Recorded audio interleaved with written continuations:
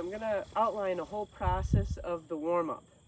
It might seem to you that I'm going and skipping some time, or I might not do the other side of the horse, but I want you to really focus on doing double the time, if not triple the time seen in this video, and really focus on making the best possible movement you can before moving on to the next movement. So I'm going to start out on the ground. Again, I'm going to focus on the parts of relaxation and limberness through the head and neck, the shoulder, the haunches, and the rib cage. Not necessarily in that order. So I'm going to ask in the bit or the halter. Here I'm just going to maybe use both for time's sake. So again, if I have a little bit of movement, that's okay. I'm looking for the horse to give immediately and fluidly and softly all the way on both sides with that. So that tells me she's ready to work. The ears are with me. They're not fluttering to some other location. She's really making this soft and easy. And there's a brace. That's an example of a brace before she moved her head. I'm going to make the release immediate. That's the other thing. Make that release immediate and then try again. You know, I'm making that release big. See? I could do it like this, where I'm following her and I'm ready to ask again. The length of time for the reward really doesn't matter, just that she's getting a reward. The reward and the release are what matter.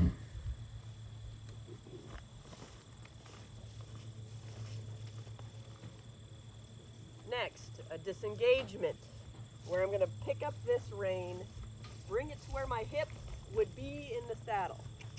I'm looking for this inside hind leg to relax and reach up underneath the belly, not behind the tail. That was a bad step. A good step, good step, good step. Make at least 2 or 3 good steps. Don't let them step behind. And then reward. And you don't have to go as long as I did, but as long as you're repeating it to make it a movement that is soft each and every time you ask for it. 1, that was good. I could do that more times, that one movement 100 times, and ask for it to be soft. She should be ready to go each and every one of those 100 times. Next is moving the shoulder. I can open my rein.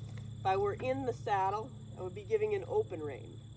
I'm guiding her shoulder this direction. And as long as I'm remaining in front of her eye, if I am remaining in front of her eye like this, I'm preventing her forward movement. I can even bump her to keep her moving to the side as opposed to moving forward. The other way to do it would be to lay your rein across the neck like this and to guide her around like so. Now I might have to be careful to let her not walk forward with that one. I could give her a momentary back pressure. I could get my hand in front of her. I could get my body in front of her. I mainly want to be pointed in the direction she's moving her shoulders, this way. My eyes looking this way. My aid here or my aid here. Moving the rib cage. That's basically like a short lunging scenario. Here, I'm going to guide her shoulder out. Notice I'm moving her away from me, and I'm not doing something like this, where I'm moving my feet to accommodate her.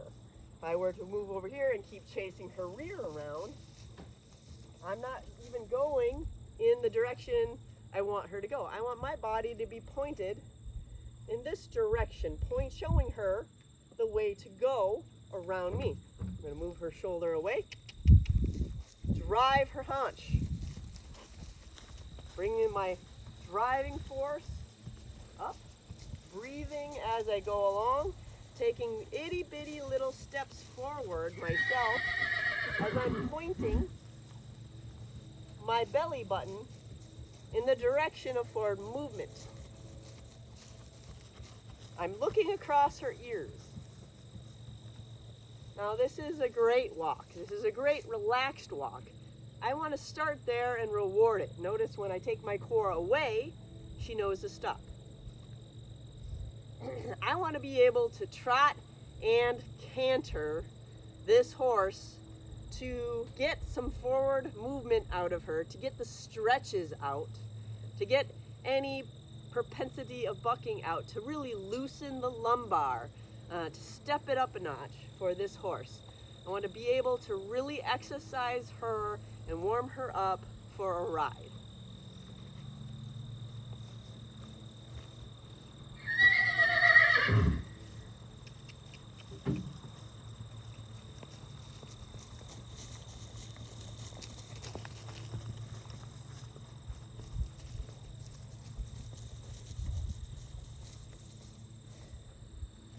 Three little circles and a rest.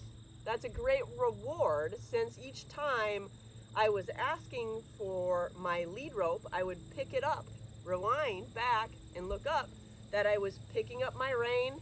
She would move her body in, I would release it. I'd pick it up and release it. I'm asking for her bending of the rib cage. I'm asking for a croissant shape.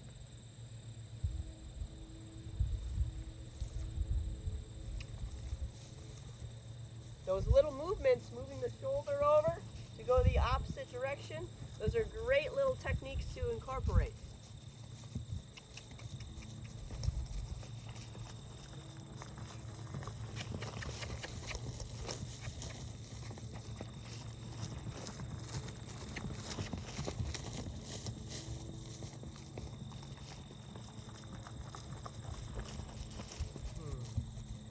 So just a little bit of cantering there because it's a short line. It's more difficult for her, but she made it happen. I'm going to break it down and reward. If you do that 100 times, it's going to be great on transitions, coming up and then back down again. I'm only going to ask for a little bit of canter. It wasn't the prettiest, but it was forward, and then come back down. Back up and back down. Repeat that until you think this horse is breathing hard.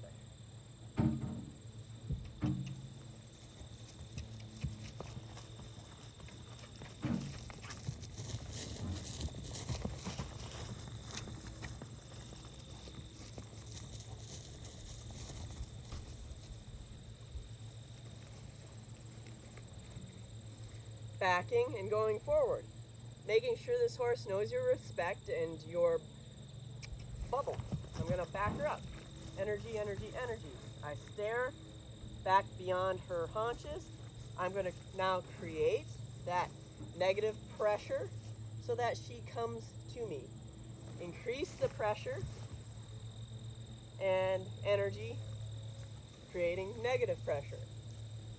This is great practice. And her responsiveness is key. Getting her to really pick up those 4 feet and back up. Pick up those 4 feet and back up.